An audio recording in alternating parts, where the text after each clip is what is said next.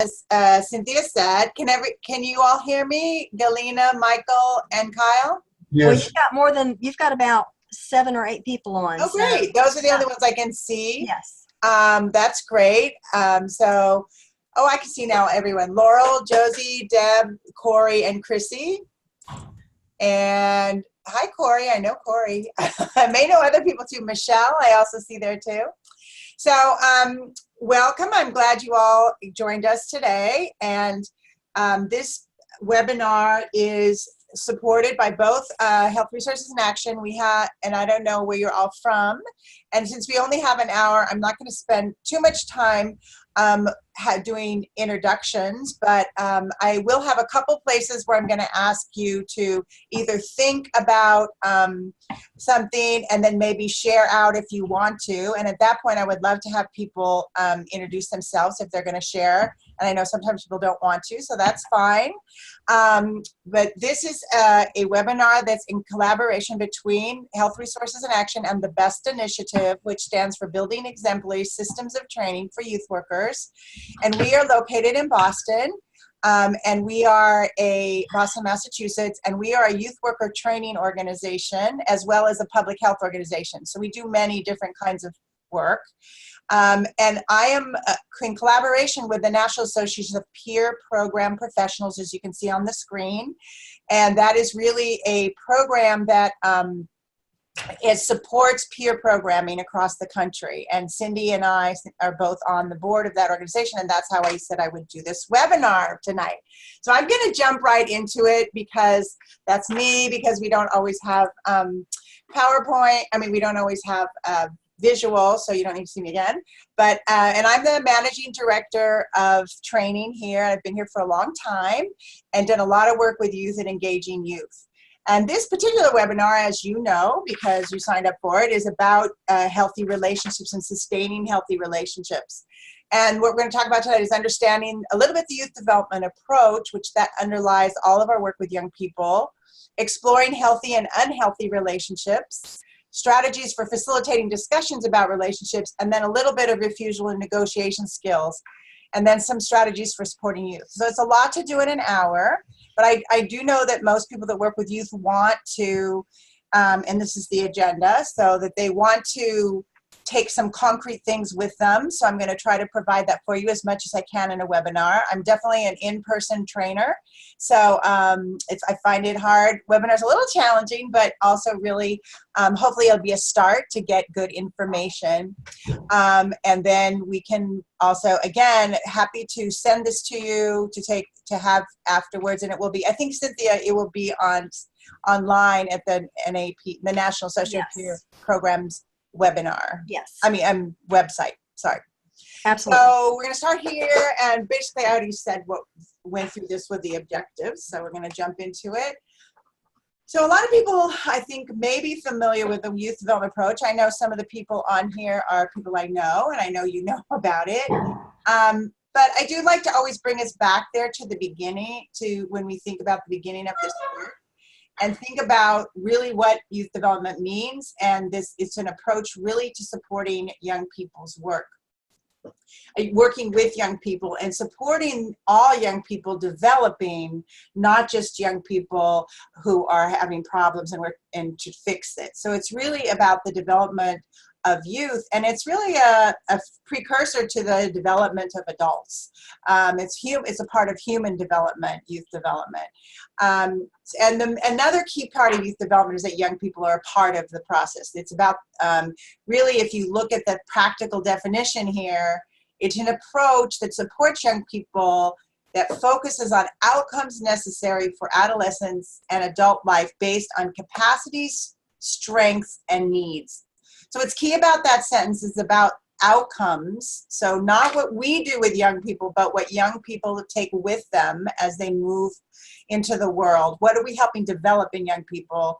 And it's about their capacities and strengths as much as it's about filling needs. And I think that's really important to come back to in this work, particularly in work around healthy relationships, because that's a really key part of all of life. And we also really need to think about not just problem situations, but how do we develop young people? I like to say that violence prevention because I come from a public health organization, but all prevention is really about youth development. So if we're really doing primary prevention in substance use and violence and all, we're doing youth development, because that's what's going to make the difference, I think, for many young people, really having adults supporting them and fixed on really how do we help young people build these positive outcomes.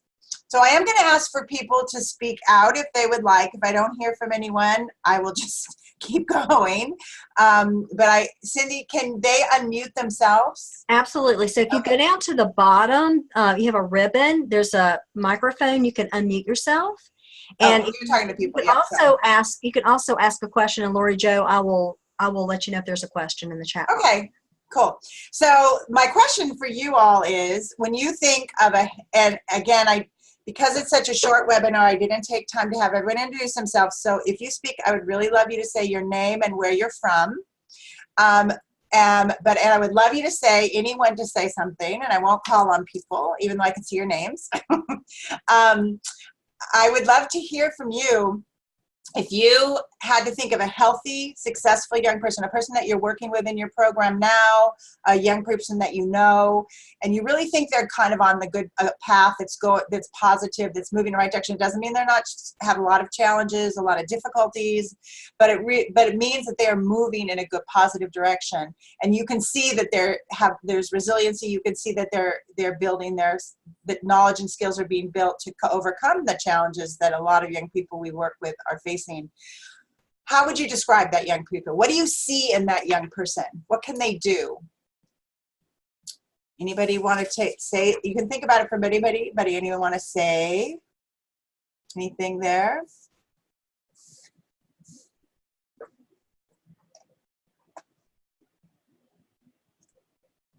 What do they look like? I'm sorry, I was busy typing. Can you repeat the question, please? Sure, Galena. Do you mind if I just use your name, because I can see it? Yeah. Just what is a healthy young person? What do they look like, or what can they do? How do you know when you see a young person that's kind of moving in a positive direction? I will have to think on that. I think there's a lot of different examples of what that looks like. Okay. So let me get back to you. That's okay. Anybody else?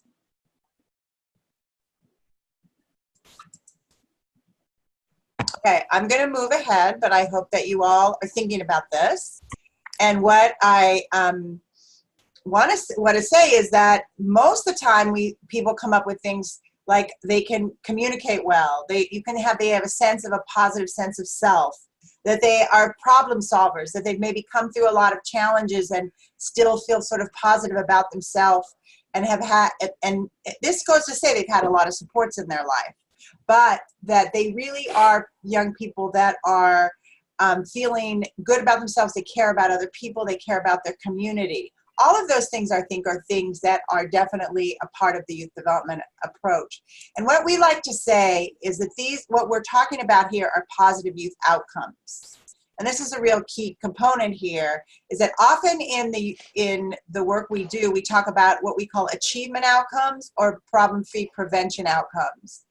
So the achievement outcomes are, how do young people are often identified or even identify their own success? Graduate college, graduate high school, get a job. Those are positive achievements, and we do want that for young people. Problem-free outcomes are staying away from all the risk behaviors, in this case, unhealthy relationships, what we're talking about now. But most of the time when we think of a healthy young person, we're really thinking about what we call these developmental outcomes, because that's what we know really gets people to get to those achievements and graduate and stay in college and create and get a job and stay in a job, as well as stay away from negative behaviors. And so we talk about these as areas of ability. Oh, I'm sorry, I missed one. Aspects of identity. And these are 6 aspects of identity. These are what we call developmental outcomes. So these are things that not that we provide for young people, but young people who are really moving on a good path can really integrate to themselves. So can they provide safety, and can they figure out how to be safe in their lives, walk home a safe way, hang out with people that are going to be supportive to them. Self-worth, how are they feeling about themselves? And I'm not going to spend the time going through all of these, but mastery and future, a sense of, that's another also echoed in resiliency, a sense of the future, feeling a part of something. I love self-awareness and spirituality. The fact that they're thinking about something broader than their immediate world they live in. So all of these are these 6 together with these 6 here, which are more the areas of ability and more concrete. So physical health, mental health, intellectual ability. It's not just school, academics. It's really our whole life we use intellectual ability. How to be employed, not just to get a job, but to really have the skills and knowledge and to be able to keep a job. Civic and social ability, the ability to have friends. That's such an important piece of our work. And then cultural ability. I know in Boston Public Schools, they have 82 dialects spoken at least. And so ethnic and racial cultural ability is one piece of it, but there's many cultures that young people might need to learn about and get to know about. So all that saying that when we look at healthy relationships and supporting healthy relationships, we really want to think about these, how are young people developing these kinds of outcomes? And what are we doing as a youth worker or someone that works with young people to help them develop these outcomes? Can we intentionally point to work that we're doing that supports them in developing both areas of ability and in aspects of identity? As well as many programs now are college readiness programs or supporting maybe a music program or an art program. And those are very important because, but one of the things that I would say, or we promote that they're important is because they help young people build these kind of, if they're helping young people build these kind of outcomes. So how does this connect to healthy relationships? Because we definitely want to move to that piece.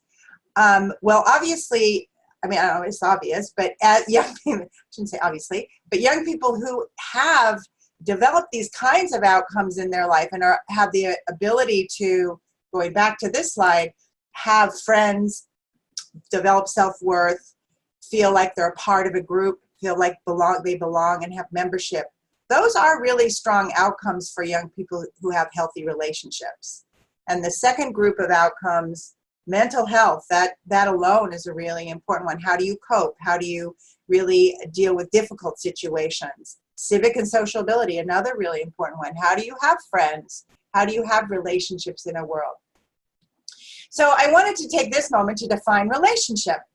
So I have a relationship is the way in which 2 or more people are connected. So there's a lot of kinds of relationships, and this webinar is really about healthy relationships in young people's lives. So it's not just about romantic relationships. A lot of time when we talk about this work, that's what we talk about. But it's really about the way 2 or more people are connected. So you can see these definitions. I'm not going to read them all aloud. But there are really important ones in most people's lives. And there may be some that are not up here as well. I'm not saying this is every relationship. But it goes from probably some of the closer relationships we have, like I don't have self up there. We all have a relationship with ourselves. And that's a really key piece of most young people's development. To family or caregivers, connections either by blood, marriage, love, or support, romantic, which is a big piece a lot of times when we talk about healthy relationships, intimacy, friendship. Then you can move into, which is another huge piece of and this is very interesting to me because I think friendship is such an important piece of our work. And we know from a lot of studies and a lot of work in this field that people that have friendships tend to really feel supported through their whole lives. And yet we don't always spend a lot of time on what it means to have a friendship. Co-workers, most of us spend a lot of time with the people we work with, and sometimes those aren't necessarily friends, but they are people that you spend a lot of time with typically, or you can, depending on your job. Acquaintance, obviously that could be a neighbor, it could be someone that you know a little bit, and then finally a stranger is someone you're not familiar with, but they may turn into one of these others. So that's just a variety of relationships, and might be interesting to think about in this next one. I would like you to think for a moment. And again, I'll ask a question. No one has to answer if you don't want to. I would love to make it a little more interactive, but even if you don't speak, I would ask that you take a moment and think about in your life, take a moment and fill this out a little bit. In your life, where are some of your strongest relationships? Where are the people that really support you? Maybe the people that you might go to when you have challenges, or maybe the people that just you can't imagine your life without, or that have really helped you, or that maybe that you have really shared some important things with. So I just want you to look at this overlapping relationships for a moment and think about filling this in with actual names of people. And obviously this could take a long time, so I really want you just to think about the most important ones.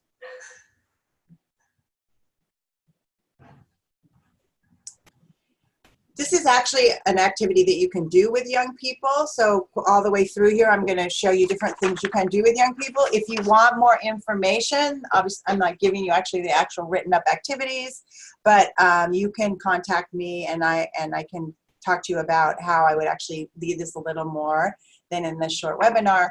But I think it's really important, first of all, for young people to map out who is in their lives. And the other really important thing is about being non-judgmental about if you don't, some people have fewer and some people have more. And I think it's really important also to think about, to be non-judgmental as an adult working with young people about the role of social media and how that plays a role in all of these levels. And it may be very different it might be different from when some of us, even some of us that are younger in this field, there's a big difference. And people have pointed out to me, even in the last 10 years, might be a difference with the relationship to social media than it was with you. So how does that overlay with these relationships? The other thing I wanted to really point out, and this is another activity you can use this slide and do with young people, is, and this is kind of an activity around boundaries, which is an important piece, I think, of our work in talking about healthy relationships, is if you had to fill in what are some things, this is an activity we do with young people, what are some things that you talk about with only yourself? You would only talk about with yourself. What are things you might share with family? And I'm talking about, what are things you might only share with romantic people? What are things you might share with friends? What are things you might talk about with just coworkers, with acquaintances? Now, acquaintances are people you don't know very well, but maybe a neighbor, people you say hello to. And then strangers, what are things you might talk about with strangers? So some examples might be, maybe you talk about the weather with a stranger, an acquaintance. Maybe you talk about really challenging personal issues with your family. Obviously, if there's things you only tell yourself, no one's going to know those except you. But what is also interesting is, and I'm sure you've heard of the airplane, I don't know what they call it, the airplane phenomenon, where sometimes you're sitting with a complete stranger on an airplane or a bus or a metro even, and strangers may tell you something that's very personal, or you may tell something that you would never think they would share with a stranger, but there's that fact of never seeing that person again that kind of plays into that. It's just a really interesting phenomenon. So it's very interesting to think of, when you talk about intimacy, what kinds of things are we sharing with these different people in our lives? So again, those are two activities to do with young people to get them thinking about the strength of relationships in their life, who is important to them and where they fall in these levels. And then specifically around intimacy or emotional relationships, what would you talk about? What do you talk about with certain people in your life? And then then think about the boundaries that you may have around different issues. So that's talking about what relationships and what kind of boundaries you have around things you talk about. So moving on, unless anyone has questions, I'm free. You all can unmute yourself if anyone wants to ask anything. Love to hear from anyone. Laurie Jo, we did have a couple of comments in the chat box. Oh, great. So a couple of people said that, one person said that he was really surprised at how little that someone might get from their own family. That we assume that children do have family, but that might not be the case. That's Some people get more support from friends, and someone else pointed out that the LGBTQ community often has a chosen family because of the rejection from their own family. Thank you so much for reading those, and both of those comments are very, very important.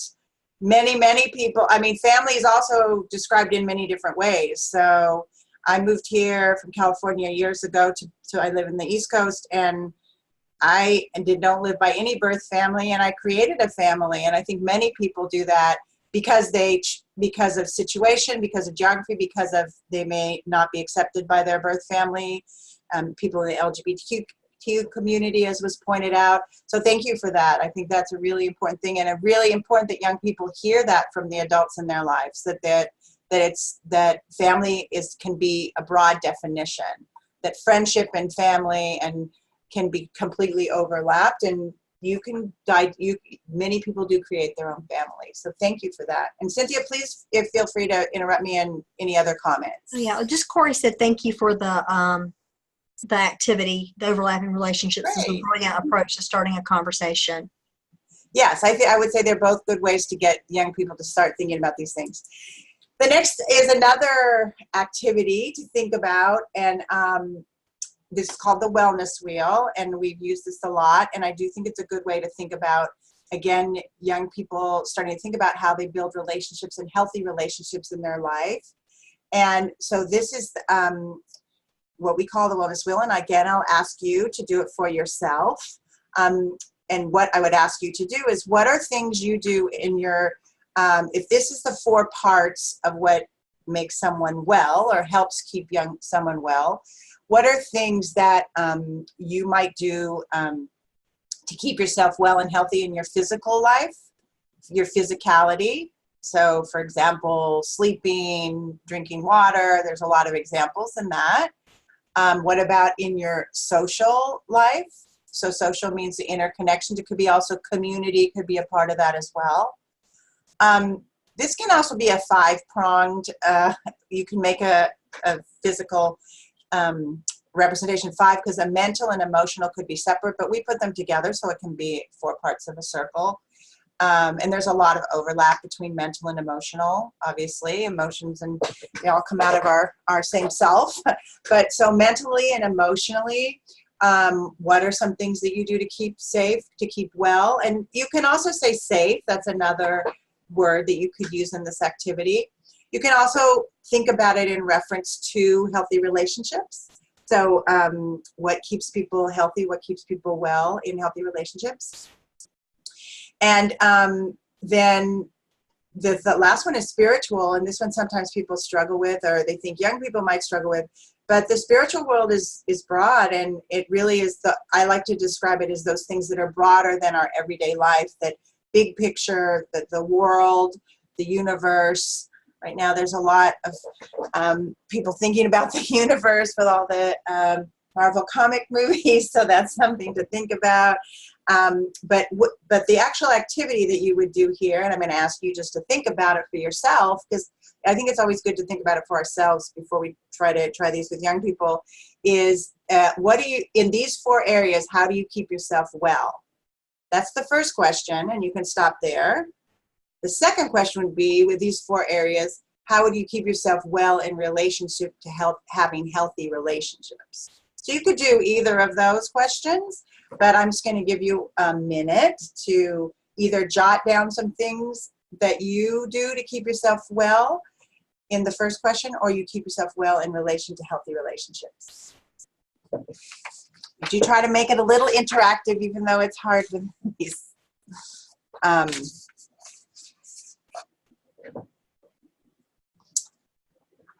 Would anyone like to comment, or are there any written comments while you're doing that? Not yet, Laurie Jo. I'll keep an eye out. Thank you.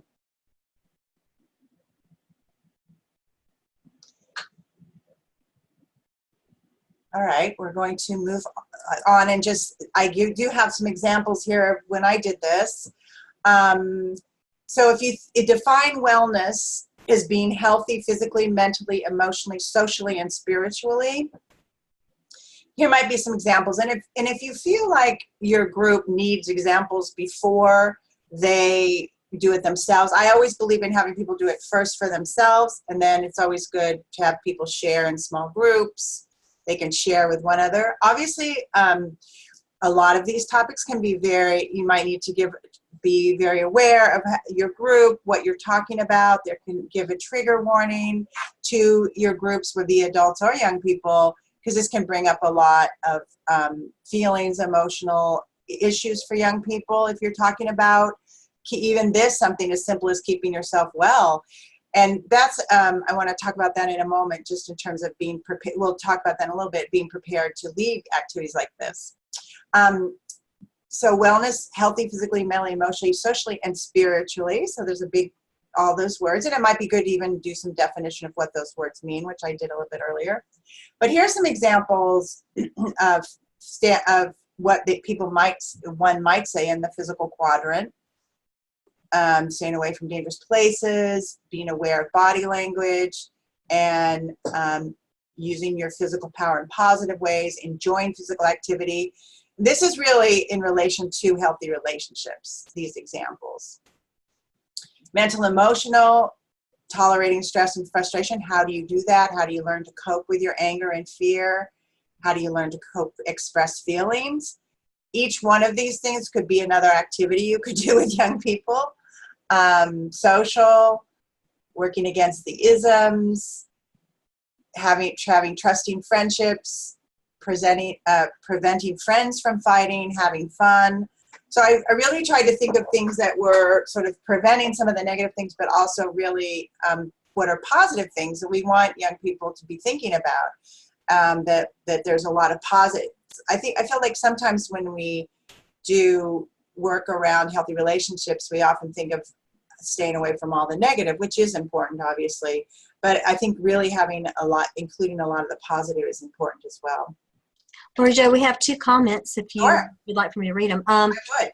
So someone says, I think it's really important to connect youth to resources to support all aspects of the circle, whether it's sports, after-school activities, mentors, counselors, service learning opportunities. Also, as a youth worker, it is always important to reflect and take time for self-care to better support yourself and others. Thank you very much. Yeah. And then we have one other comment. Someone said, by taking care of yourself physically, socially, and spiritually, the mental, emotional part of yourselves is nurtured. Thank you.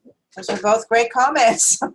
I think it doesn't go without saying, I should say that I don't think we can serve young people without taking care of ourselves and serving ourselves. So first we need to do this for us, and then keep doing it for us, as well as do it for the young people. We do a lot of work training adults who work with youth, and I think the first part is really about thinking about young people, thinking about who you are, and thinking about how you're doing this work and how you're keeping yourself healthy in these areas. So thank you.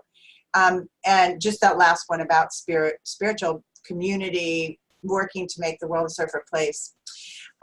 Those are important pieces for most people.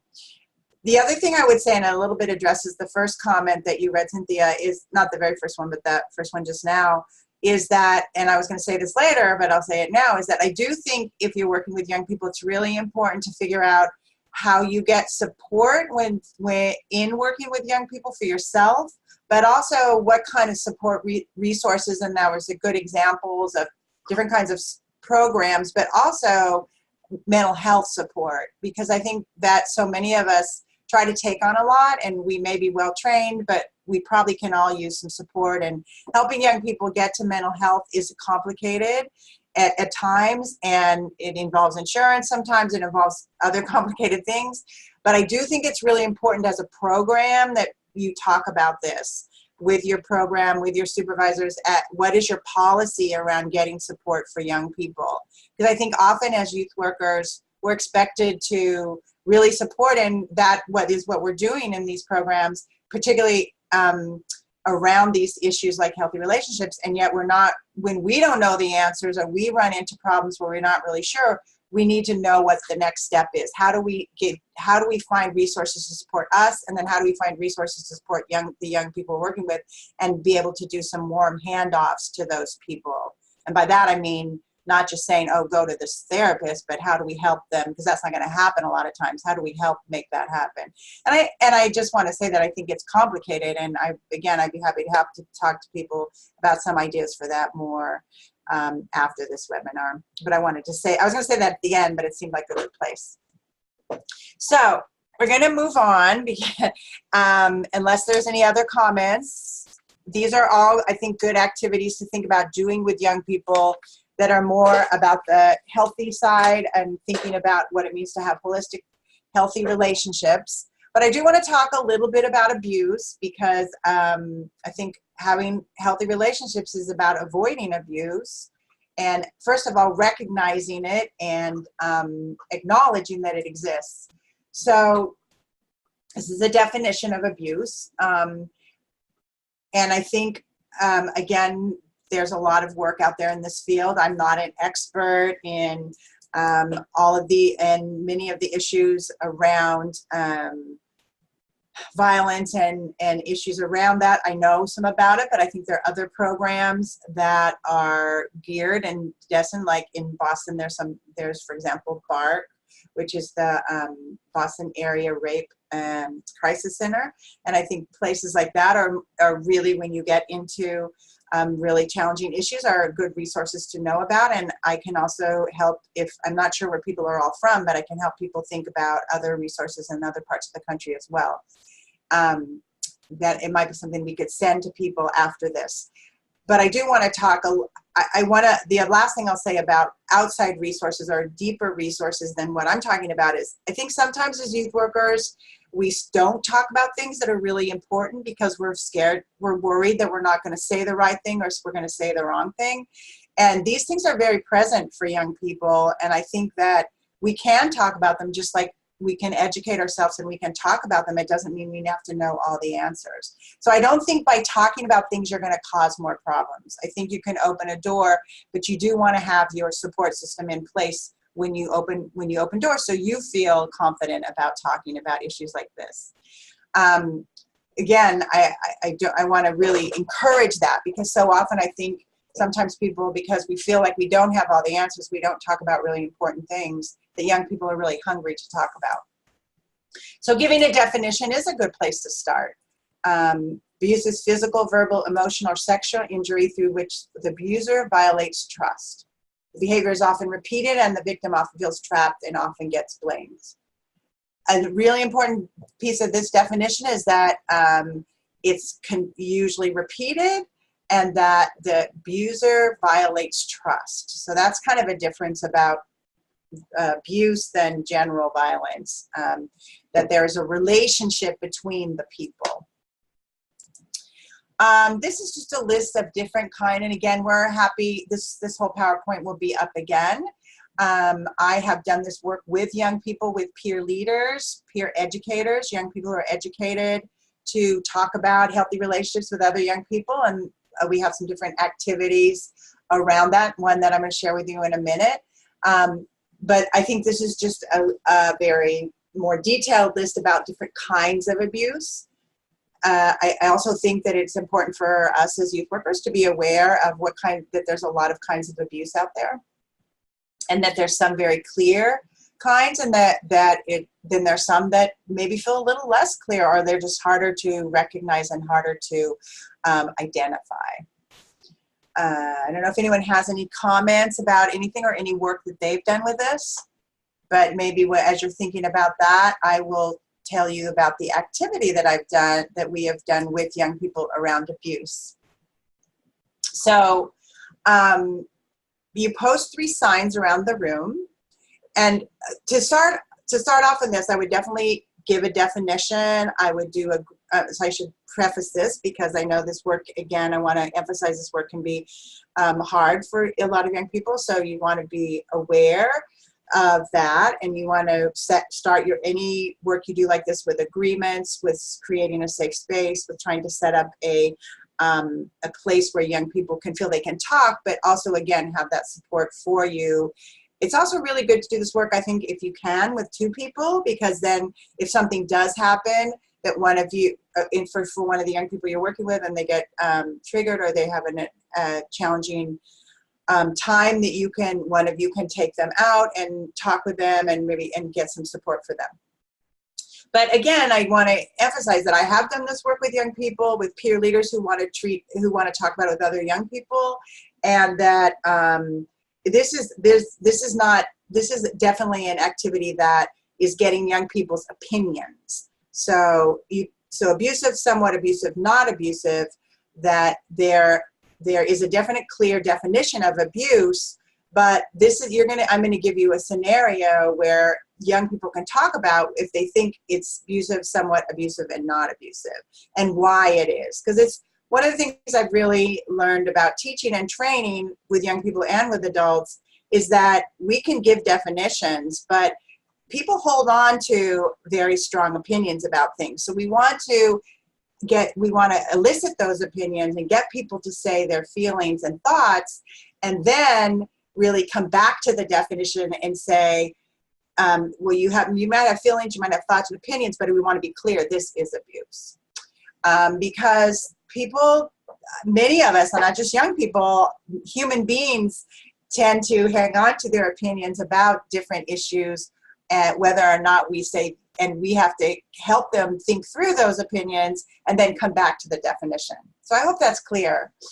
Setting up the space, be sure you have supports, and being very clear what this is about, and then also giving a definition, then coming back to the definition.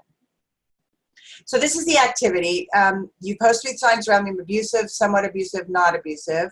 You have a scenario. You ask the students to move to where they believe, and then support and share their opinions, and then you offer feedback.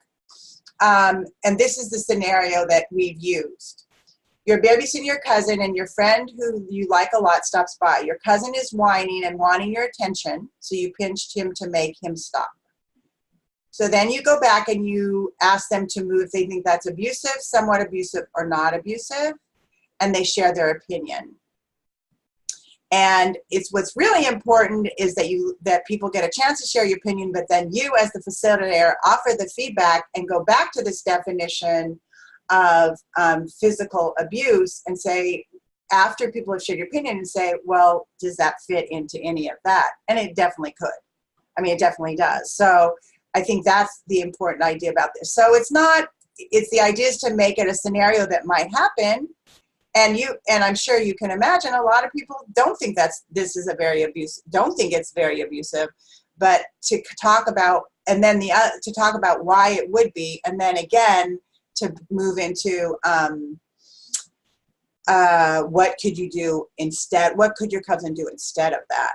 Is the other idea, and you can even role play it out. So I don't know if there are questions or comments about this part. I do want to show you, because I've already just talked about this, leading discussions about relationships, because I talked about this before, and I can come back to this, but. Because I feel like this activity is a little bit provocative, and so I wanted to give people a chance to say they would never do that, or they would disagree with that. I do think it is a place where I have found young people talking about their opinions about issues that may not be, they may not feel comfortable talking. They would not talk about because they know that it would be told they're wrong and they shouldn't say that. So any comments or thoughts? So Laurie Jo, there was one comment. One person said, in the era of social media and the apps, this framework works well because we can use relative scenarios, I guess, from what you see online. Yeah, for sure.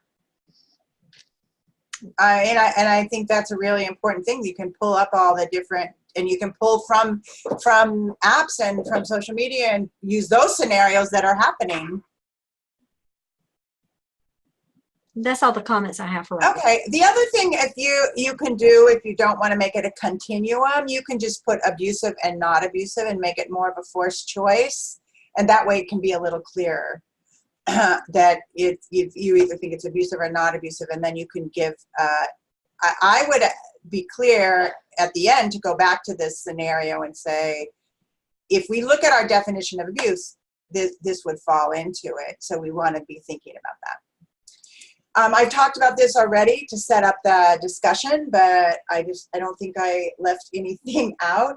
I do think I think they're with provocative issues and challenging issues that often we don't allow time for people who are to give their opinions. And in most provocative issues or challenging issues that I've talked with, there's still a lot of opinions, and it takes a while for people to move in one way or the other. I think we can liken this to work around racial equity, where we know there's we know there's a right and wrong. We know there's clear answers, but people are a lot of places in the middle of the spectrum, and part of, I think, our work is to open up and let young people have a chance to try out opinions, being very clear of what is, being very clear where there is, when you want to step up and say, no, that is abuse, or no, that is racism.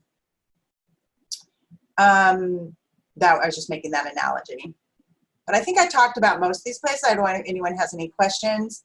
I want to move to I did promise you quite a few activities, so I'm going to tell you about another activity before we end here. So I also want to give you when I work with young people around healthy relationships, I always want to give them an opportunity to think about how they actually talk and really practice. And I know role plays or practice talking about things is really, I would say, one of the most important things you can do for both young people and adults, for everyone. And I think sometimes it's hard for people. Sometimes even as facilitators, we shy away from it because it takes a lot of energy. But I know that in my work with young people, I have learned the most when I've practiced, when I've done role plays, when I've had a chance to say what I would think in this situation, when I was talking with a young person or having young people talk to each other.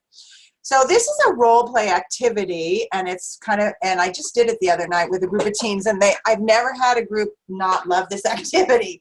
So I'm going to explain it to you because I can't show you exactly, but it's pretty simple, and it involves having young people all involved at the same time. So if you have a group of 8 young people, you would have 4 young people sit down in chairs facing each other. And I know I should maybe add to this webinar a picture so you could see it.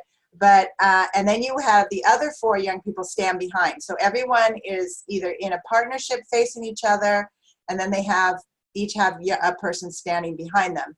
So the peoples in the chairs are the pressures or the resistors. And you can give some different scenarios. Scenarios I've given are, you know each other, the 2 people facing each other in the chairs. And the key of this activity is everyone's going at the same time, so everyone's engaged. So if you have 8 people, you have 2 partners and 2 partners, and then 4 people, but 1 person behind each person. And the pressure side is trying to convince the resistor side, you can start with smoke a cigarette, or cheat on a test, or have a drink with them, or moving into other things depending on the group and what you're talking about. They're in a relationship, having sex with each other, using a condom. Obviously, I've done this in this context mostly about having sex, but you have to figure out your group and if what you're comfortable doing and what you're talking about, and the age, obviously, of your group. I've done this with older youth, although I think younger youth can certainly do it around different scenarios, depending on what your group is and what you're talking about. But you start off with the pressures. They're friends. They're trying to get the pressure side, trying to get the resistor side to smoke some marijuana with them. And the people that are standing up are like the coaches. So when the person runs out of something to say on either side, they help them. So it's kind of a very fun activity. Everyone's engaged. And then I ask them all, I stop it after a few minutes and ask them all, both the pressure side and the resistor side, what were things that on the pressure side that worked to pressure, and what were things on the resistor side that worked to resist, if your goal was to resist. And what we come up with, and I give them these different strategies, are different ways to resist if you don't want to be in a situation. Because so often young people may, and I remember this, and maybe for younger young people too, more middle school, I remember my daughter saying, oh, my mother, she was trying to didn't want to do something someone wanted her to do, and she said, oh, my mother wouldn't let me do that. Now, we had never talked about what that was. I can't remember what the actual issue was. But she used that as an excuse because she didn't want to deal with it. And that's totally a great thing to have in young people's minds, a way to not be involved in something they might not want to be involved in. So these are just some different ways to say no. Broken record is just to keep repeating yourself. You walk away, you avoid it, you ignore it. Reversing the pressure is say, well, no, I don't really want to smoke right now. But and if the person says, well, if you were my friend, you'd do this with me. Well, if you were my friend, you wouldn't be bugging me about it. So it's giving young people some different ways to get out of challenging situations that they might not want to be in. You can also use this same exact role play to be positive, because there's a lot of positive peer pressure. The young people that are trying to get their friends to do positive things. And so in that case, the pressure side would be moving towards some positive activity. And this way you wouldn't focus on all the ways to get out of it, but you would focus more on how the pressures are trying to convince their friends to do something positive. So that's an example of an activity that I've used very well in this case. I don't know if there's any questions about it. Again, I struggle in webinars to give you lots of good practical things, and I am happy to talk to anyone after this or email with you if you have more questions. And again, this will be up on the NAPPP website. But I will give you one more activity. This has been, and you can make up a lot of different questions. This has been more around negotiation. Into the first activity was more around refusal. This is around negotiation. So this is when someone, I would say, when talking with young people who are more in a romantic relationship or an intimate relationship, however you want to describe it, a sexual relationship.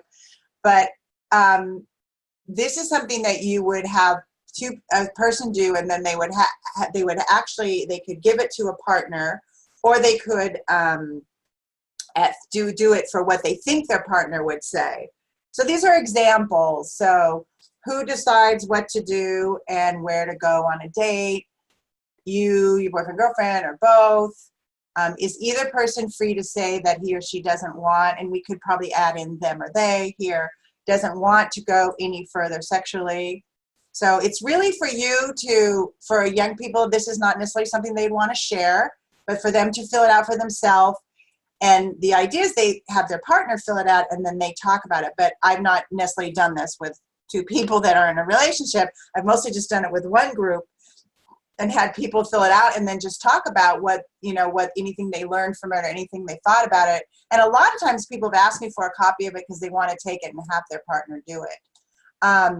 Is it acceptable for you or your boyfriend, girlfriend to have other close friends? This is always a very interesting one and brings up a lot of conversation about whether they think they should have really close friends, and what happens sometimes around jealousy and issues of that.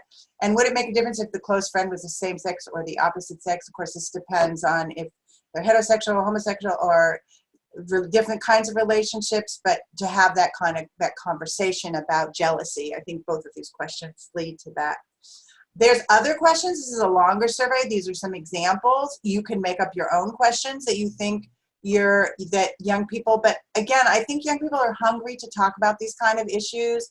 I think we do a disservice to the young people that we are loving and supporting, that if we don't leave room to talk about issues of relationship, from friendship to family to intimate relationships to coworkers.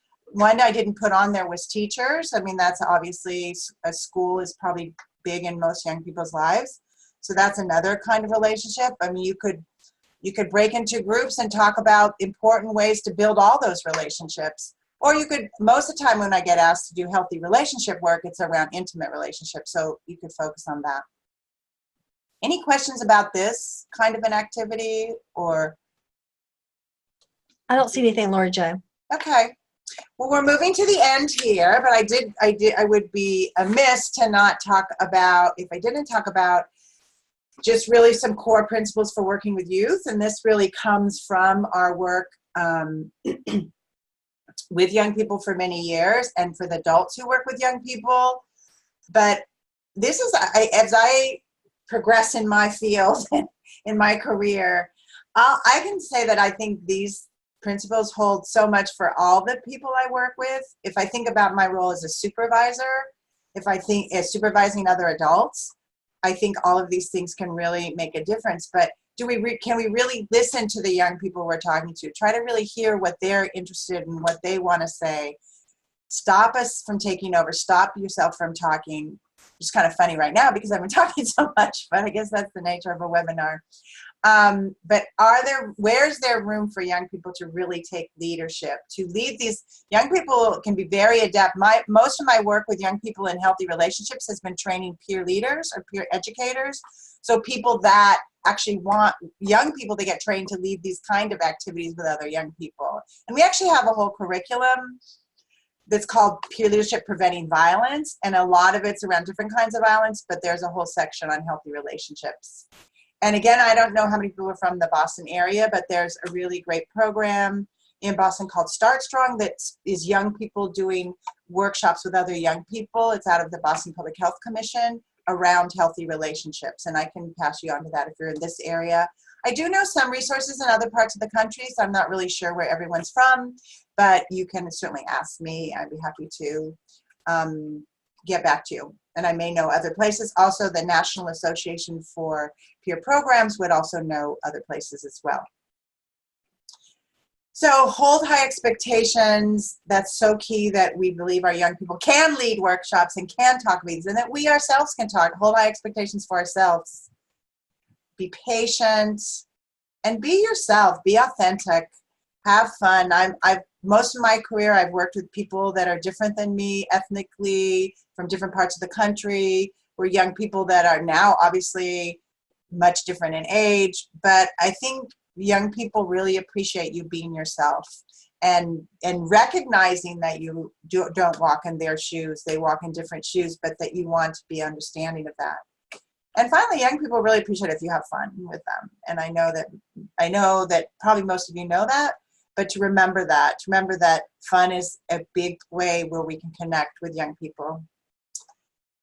And finally, this is just some resources. That's my email. Please feel free to contact me. That's my organization.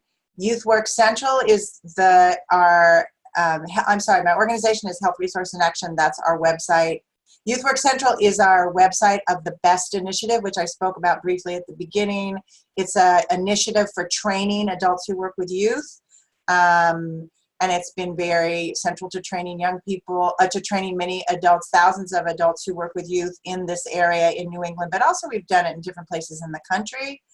And the organization that I'm really hosting this webinar with is the National Association of Peer Program Professionals, a great organization for those that run any kind of peer program, a peer educator program, a peer leader program, where young people are taking the lead, a peer helper program. So, and this webinar will be posted on that website. So I apologize for getting a teeny bit of a late start. I think we started a little bit after 5, but was only supposed to be an hour. Is there any questions or thoughts to add from any of you? I really appreciate you all staying on and listening to this webinar. I have a question, a follow-up to something that you talked about. Okay. I have a student whose mother told me that she reacted to stress by curling up and crying in a closet. Mm-hmm. Well, just today, the girl mentioned in our after-school session that she was talking very lightheartedly, and she brought up the fact for the first time that she used to do that. And I said, well, what made you do that? And she said it was her dad yelling at her because it really scares her. She said, I don't do that anymore, but she did for a long time. Now, I always thought that yelling was just a bad habit, or some ethnicities yell more than others, or, whatever. But you've got it listed as abusive behavior. So I wanted to ask you a little bit more about that, and now what do you say when a child says it scares her when her dad yells at her?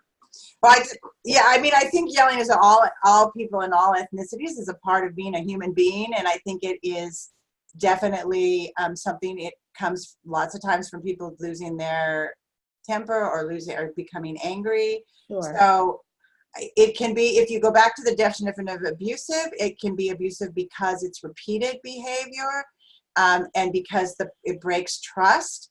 It's not necessarily that all yelling is a part of abusive. It can be abusive behavior if it is repeated and if it is really detrimental to that person. So, I mean, I think with most of when young people disclose something that's challenging, that you want to listen to them and talk to them and ask them more questions about it and really try to get an understanding of the situation. I would also recommend, if it really sounds to you like that it is an abusive situation, that you would talk to your supervisor or your program, whoever supports you in your program, to try to get a sense of it.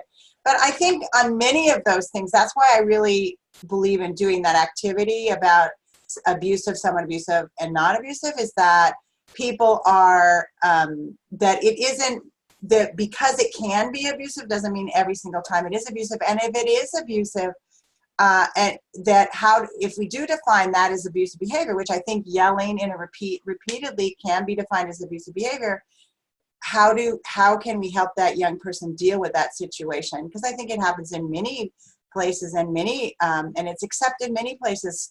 Teachers yell at students at school. I've heard them. Employers yell at their employees. I've heard them.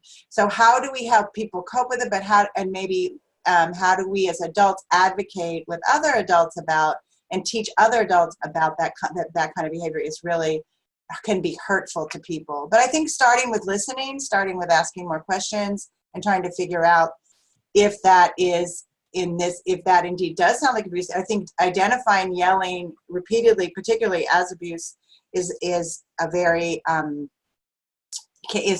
can be important for people to hear that and to learn that.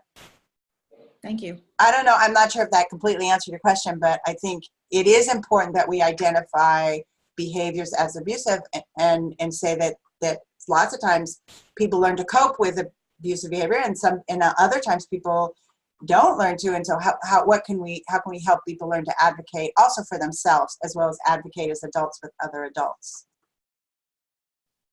So hopefully that was a little helpful. Thank you. It was. Any other questions or thoughts? I don't see any questions on the chat, Laurie Jo. Okay. Well, thanks again, everyone. Please feel free to get in touch with me if you have any other questions. And